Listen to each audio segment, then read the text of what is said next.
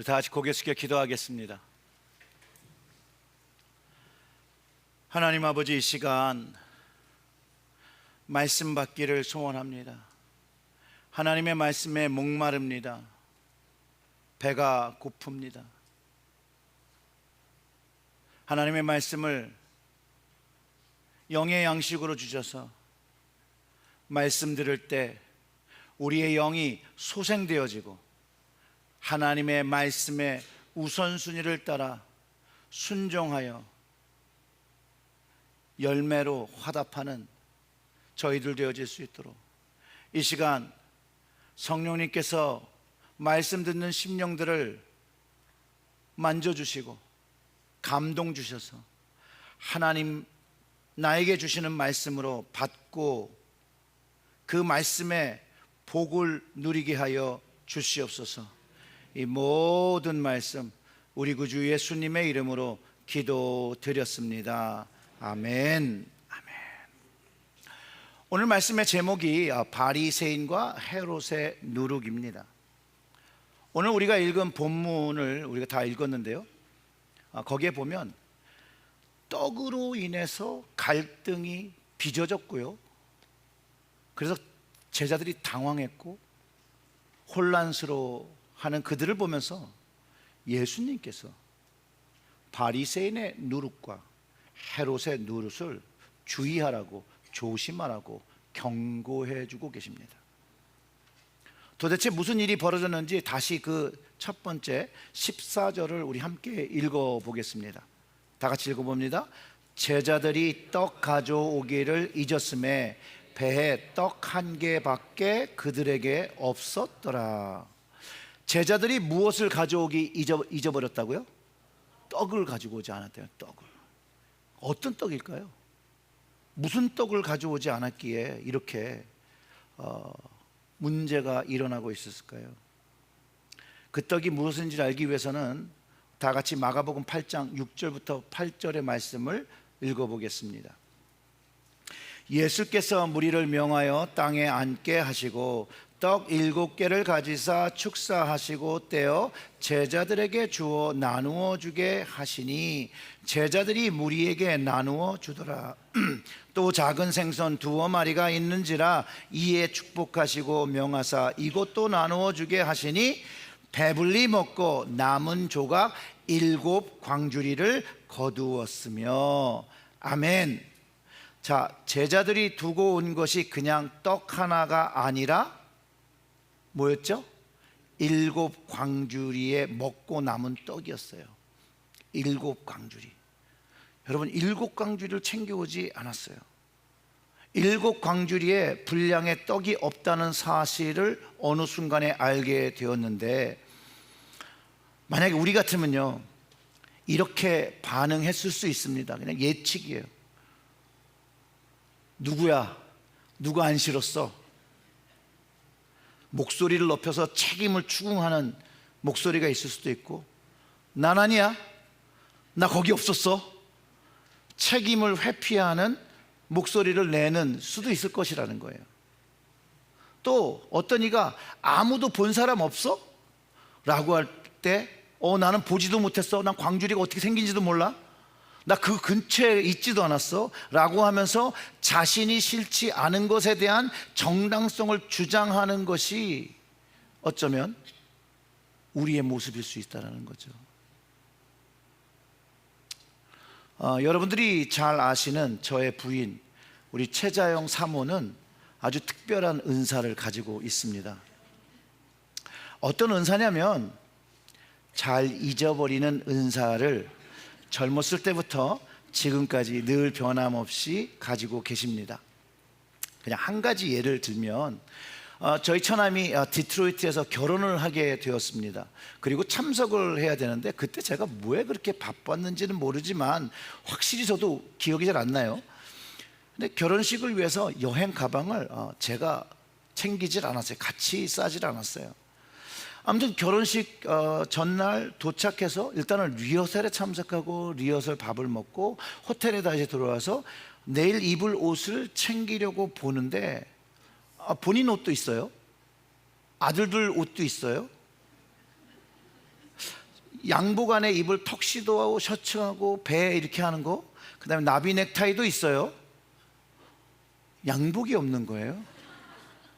그래서 제가 저희 아내한테 양복이 어디 있어요? 그러니까 갑자기 안 가져왔다는 거예요.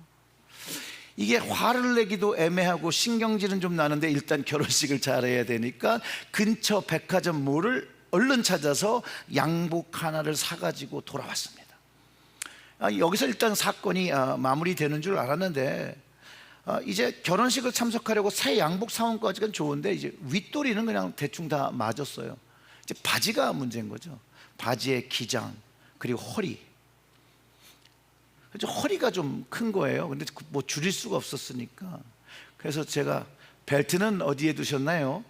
라고 했더니 벨트도 함께 가져오지 않았다는 거예요. 그래서 제가 좀 짜증을 내면서 왜 당신은 항상 이래? 그리고 뭐라 하는 거죠. 여러분 집에서도 일어나는 일이죠 이게. 근데 이런 것도 한결같으니 그리고 오래되니 여러분 익숙해지더라. 익숙해져요. 그래서 이제는 그렇게 하지 않습니다. 26년 살았거든요. 요 며칠 전이 26주년 웨딩 애니버서리였는데 이제 그런 은사를 가지고 있는 걸 아니 챙기지 않은 놈이 잘못이죠. 26년 살다 보니 당연한 일도 되고 또 그러시는구나 이해되고 또 인내하게 되고 참아주게 되는 거, 그렇게 우리가 같이 살아가는 이제 가정의 모습일 거라고 생각합니다. 뭐 저만 참겠습니까? 저희 아내도 저를 이해해주고 인내해주고 참아주고 사는 것이겠죠. 아무튼 26년 함께 살아주셔서 감사합니다. 여러분들도 저보다 더 오래 사셨거나 이제 앞으로 또 오래 사셔야 될 분인데 여러분들의 서로의 배우자에게 감사드리고 서로 오래 참는, 이게 성경적인 사랑이잖아요. 오래 참는 사랑으로 여러분 늘 살아가시길 주님의 이름으로 축원합니다. 그래서 우리들의 가정, 여러분들의 가정에 또 삶에 제자들이 맞이한 이 떡의 문제 같은 것, 삶의 문제로 갈등이나 괴로움을 가지지 말고 살고 서로 이해하고 인내하며 은혜로 살아주는 것이 아마 주님이 바라시는 것일 수 있다는 것이죠. 그러니 여러분들은 늘 서로에게 감사하시고 이해해 주시는 여러분들이 되시길 주님의 이름으로 축원합니다.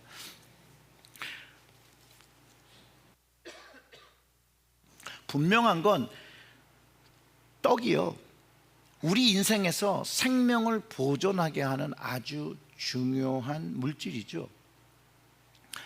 빵과 물은 우리 삶의 두 가지 필수품이라고 말합니다. 그리고 어떤 상황에서는요, 돈보다 이 중요한 물질이 떡이 될 수도 있습니다. 먹을 것. 아무리 돈이 많아도요, 이 먹을 것의 수요가 줄어들잖아요. 그러면 수많은 돈을 가지고도 빵 하나를 제대로 못 사게 되는 그런 상황이 세계에서 여러분 일어나고 있습니다. 빵 하나 사 먹으려면 돈 다발을 갖다 주어야 돼요. 얘가 있는데요, 사진 하나 볼까요? 돈이 많이 쌓였죠. 부자 된 것 같죠 여러분. 어떤 분이 베네수엘라에 여행을 가셔서 1000불을 환전해달라고 했더니 이렇게 많은 돈을 내주었다는 거예요. 그래서 기념으로 사진을 한 장 찍어놨다고 합니다. 예수님은요, 떡을 비유하셔서 우리 인생에서 생명의 문제에 대한 우선순위를 분명하게 가르쳐 주셨습니다. 떡이 중요하긴 중요하나 그 떡보다는 더 중요한 것이 있다고 가르쳐 주셨는데, 지금 이 순간 여러분들의 머릿속에서 떠오르는 성경 구절 하나가 딱 있어야 돼요. 마태복음 4장 4절의 말씀인데요, 사단이 40일 금식한 예수님께 돌을 떡으로 만들어 보라고 할 때 사단에게 선포하신 말씀이에요. 예수께서 대답하여 이르시되 기록되었을 때 사람이 떡으로만 살 것이 아니요 하나님의 입으로부터 나오는 모든 말씀으로 살 것이라 하였느니라 하시니. 아멘.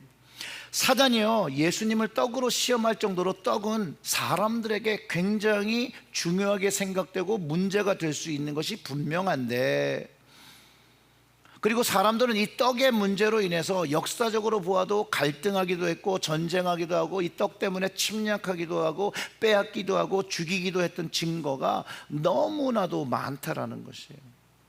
즉 오늘 본문에서 제자들이 떡 하나밖에 없고 나머지 7광줄이나 남았던 것이 모두 그들에게 없었을 때 그 제자들 사이에 위기가 찾아온 거예요. 우리 현실 속에서도 이 떡의 문제, 먹고 사는 문제, 경제적인 문제로 인해서 우리의 가정에 위기가 찾아오지요.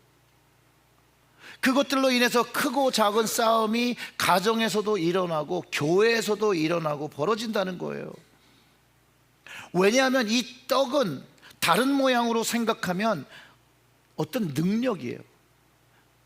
돈이 많아지고 재력이 되어질 수도 있고요, 또 이것으로 인해 권력이 되어질 수도 있고요, 떡을 가진 자가 결국 힘을 가질 수 있는 능력이 있다라고 우리가 알아왔고 믿어왔고 그거에 대해서 생활해 왔다라는 거예요.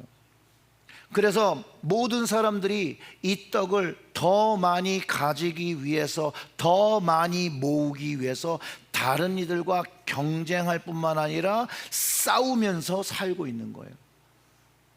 싸우며 살아요.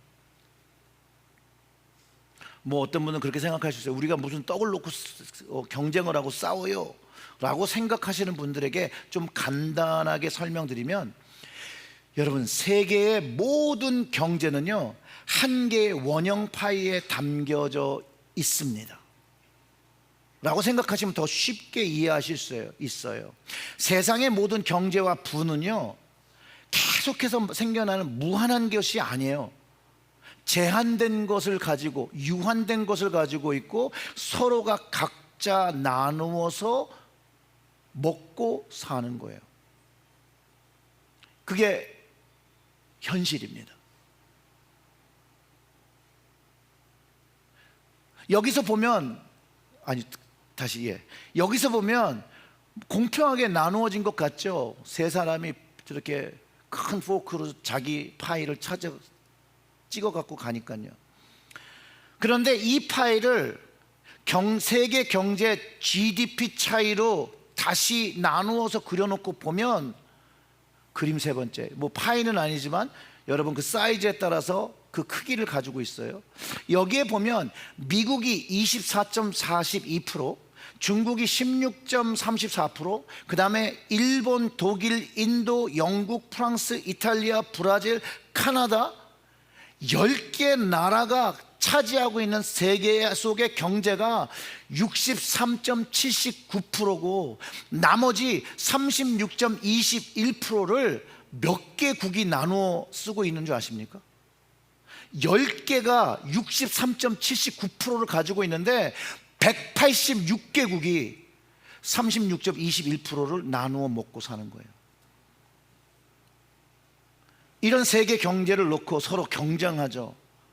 그래서 조금이라도 더 자국을 위해서 경쟁하며 사는 것, 우리의 현실이고요. 이래서 러시아가 우크라이나에게 침공하고 전쟁을 한 거고요. 하마스와 이스라엘이 계속해서 전쟁하는 그 모든 이유의 근본적인 것은 자기 파이의 분량을 지키고 빼앗고 더 갖기 위한 경쟁, 이 경쟁을 위해 사람의 악한 마음을, 사람을 죽여서까지도 그것을 차지하려고 불사하고 있다는 거예요.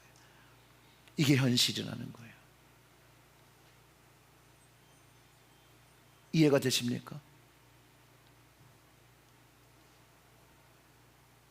그리고 미국에 주어진 24.42%를 미국에 사는 우리가, 미국 속에 있는 그 모든 국민들이 나누어 갖고 있는 거예요. 그것도 퍼센트에 따라서 나누어 가져요. 정진호 교수님이란 분이 계십니다. 평양과학기술대학의 정진호 부총장이란 분께서 떡의 전쟁, 이 책을 쓰셨어요. 20년 전에. 이분이 45세의 나이로 북한 땅을 밟으며 그 북한 땅에 학교를 세우는 것을 사명으로 받아들이고 그가 크리스천으로서 평양과기대를 세우게 됩니다. 근데 그분의 고백을 보면 단순히 학교를 세우는 것이 아니었고 생명의 떡과 육신의 떡이 맞부딪히는 전쟁과 같았다고 말합니다. 이 정진호 교수님이 MIT에서요 포스트닥을 다 마치고 사실 어떻게 보면 미래가 창창한 공학자였습니다. 그런데 하나님께서 부르시는 곳을 순종하며 중국을 가게 되고 중국에서 다시 북한으로 가게 되며 그때 일어난 일들을 가지고 떡의 전쟁이란 자신의 책을 통해서 자신이 경험하고 자신이 마주한 사역, 그 하나님의 역사를 이제 증언하고 있는데 그가 그 책에서 이렇게 얘기합니다. 오늘날의 전쟁은 창과 칼의 전쟁은 아니다. 21세기는 경제 전쟁의 시대다. 오히려 떡을 사이에 둔 비즈니스의 전쟁이다. 그리고 우리는 그 전쟁터 안에서 살아간다. 국제사회에서 발생하는 여러 가지 분쟁과 전쟁 상황에도 그 이면에는 냉혹한 떡의 논리가 숨어 있다. 이라크 전쟁이 대표적인 예이다. 뿐만 아니라 우리의 일상 속에서도 순간순간 선택해야 할 수많은 떡들이 협상 테이블에 놓여 있다. 떡의 문제는 불신자뿐만 아니라 크리스천에게도 대단히 중요한 문제가 아닐 수 없다. 사람은 떡이 없이 살아갈 수 없는 존재이기 때문이다. 우리가 떡의 문제를 도외시하고 초연하게 살아가려면 산속으로 들어가서 수도승이 되어야 한다. 그러나 가꾸고 변화시켜야 할 부패한 이 세상 안에서 살아가는 한 내 가정과 직장과 사회 속에서 떡의 문제는 끊임없이 우리를 괴롭히기 마련이다. 세상의 빛과 소금이 되기는커녕 세상으로부터 거꾸로 영향받아 도무지 구별되지 않는 모습으로 살아가는 크리스천들이 얼마나 많은가. 대형 부정부패 사건마다 연루된 크리스천의 부끄러운 모습이 연일 보도되는 우리의 현실을 보라. 떡의 문제는 목사든 선교사든 평신도든 어느 누구도 예외가 있을 수 없다. 물론 여기서 말하는 떡이란 돈, 명예, 권력 등을 아우르는 포괄적인 의미의 물질을 지칭한다. 여러분, 분명한 것은요, 우리가 직면한 이 포괄적 의미의 떡의 문제, 우리가 살아가는 데 있어서 가장 중요한 것처럼 느껴지지만 오늘 주님의 말씀을 보면 가장 중요한 건 아니라는 거예요. 더 중요한 것이 있다라는 거예요. 그리고 그 다음에 중요한 것이라는 거예요. 그래서 그 중요한 것, 하나님의 말씀으로 주님의 말씀을 믿고 살아야 하는 것, 주님께서 다시 제자들에게 그 떡 광주리를 잊어버리고 서로가 분쟁하며 서로를 비난하고 있을 때 하신 말씀, 경고의 말씀, 바로 바리새인의 누룩과 헤롯의 누룩을 주의하라고 말씀하셨던 거예요. 바리새인들과 헤롯이 하던 행동이 제자들이 떡 7광주리를 잃어버렸을 때 나타났다는 것이죠. 그러면서 계속해서 이 사라져버린 떡에 집중하고 있을 때 주님께서 바리새인과 헤롯의 누룩을 조심하라고 말씀할 때도 그때 역시도 제자들은 예수님이 그 떡 때문에 우리한테 그러시는가 보다, 그렇게 얘기한다는 거예요. 누룩은요, 빵을 만들 때 꼭 필요한 부풀어 오르게 하는 효모죠. 그런데 성경에서 부정적인 의미로 악의 상징적인 매개체로 사용되고 있습니다. 즉, 이 누룩, 바리새인과 헤롯의 누룩은요, 다른 사람에게 미치는 악한 행동과 성향을 말하는 것인 것을 우리는 분명히 다 이걸 다 듣기만 해도 알아요. 그리고 이 두 집단의 공통점은 형식주의를 가지고 있었고 독선을 가지고 있었고 위선적인 삶을 가지고 예수 그리스도로 믿지 않는, 거부하는 점을 분명하게 동일하게 가지고 있었다는 거예요. 바리새인이든 헤롯이든 언급되지 않았던 사두리이든 제사장이든 하나님을 향한 진정한 신앙의 삶과 그 열매를 가지고 살기보다는 모양은 가졌지만 경건의 능력이 없는 그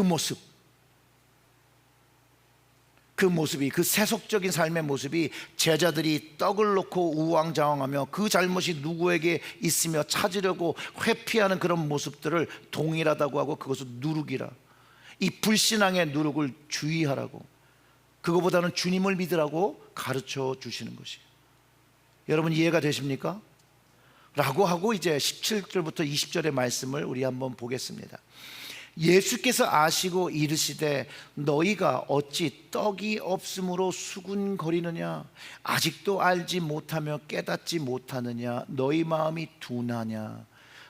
예수님께서요, 떡이 없어도 아무 문제가 안 된다라고 말씀하시는 거예요.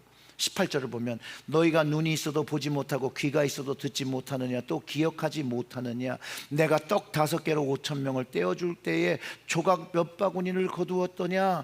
이르되 12이니이다. 또 7개를 4,000명에게 떼어줄 때 조각 몇 광주리를 거두었느냐? 이르되 7이니이다. 주님께서 떡을 그렇게 많이 만들어서 주셨음에도 불구하고, 그것을 경험했음에도 불구하고 그들은 여전히 떡이 없더라고. 떡의 없어짐에 서로를 비난하고 서로를 갈등을 만들어내는 그런 모습 속에서 주님이 말씀하시는 것이죠. 본질적인 문제를 깨달으라고 말씀하시고, 비본질적인 떡, 그 남은 떡 7광줄이 없어진 걸로 서로를 사랑하고 서로를 이해하고 하나님 나라의 것들을 해야 될 사람이 서로 불신하고 미워하느냐라고 한탄하며, 그것이 바리새인의 누룩과 헤롯의 누룩이라고 말씀해 주시고 한탄하시는 거예요. 그러면서 주님께서 21절에 이렇게 말씀하시대요. 아직도 깨닫지 못하느냐 하시리라.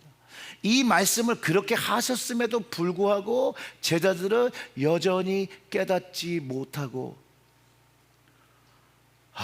7광줄이 어디 있을까?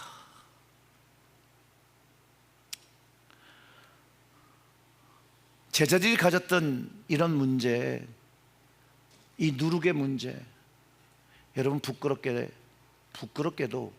우리에게도 있습니다. 우리에게도 있습니다. 그냥 이것도 그냥 예예요, 예.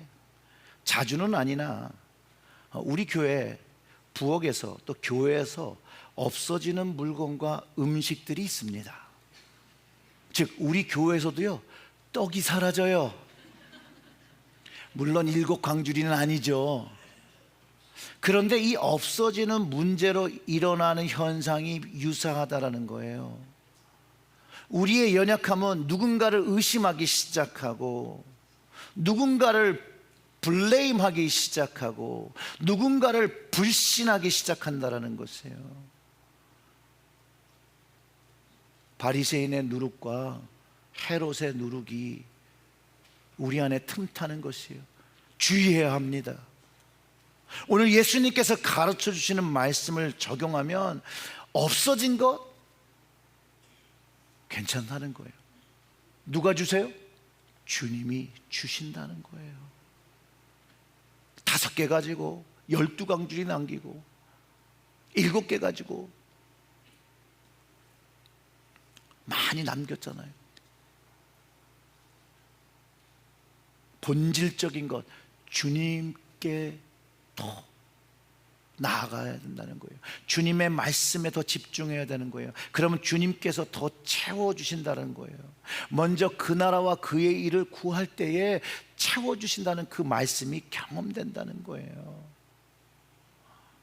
그리고 정말 주님께서, 하나님께서 원하시는 그것을 해야 한다라고 주님께서 제자들에게 말씀하신다는 거예요. 그래서 이렇게 비본질적인 것 때문에,